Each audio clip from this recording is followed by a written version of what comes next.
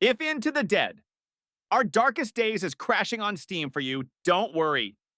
In this video, I'll show you 6 simple steps to fix it. Let's get started. Step 1.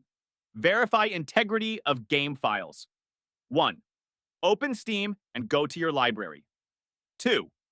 Right-click on Into the Dead, our darkest days, and select Properties. 3. Go to the Installed Files tab and click Verify integrity of game files. 4. Steam will scan and fix any missing or corrupted files.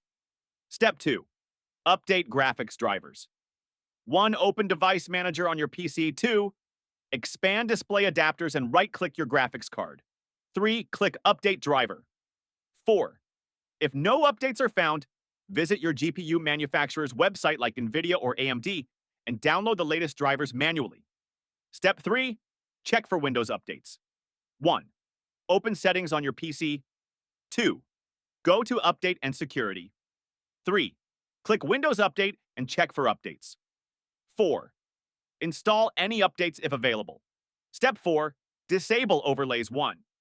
If you're using Discord, Steam, or GeForce Experience, open their settings. 2. Find the overlay option and disable it. 3.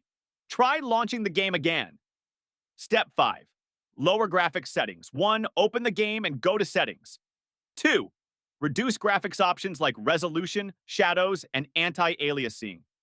3. Save changes and restart the game. Step 6. Reinstall the game. 1. Open Steam and right-click the game. Select Uninstall. 3. After it's removed, reinstall the game from your library.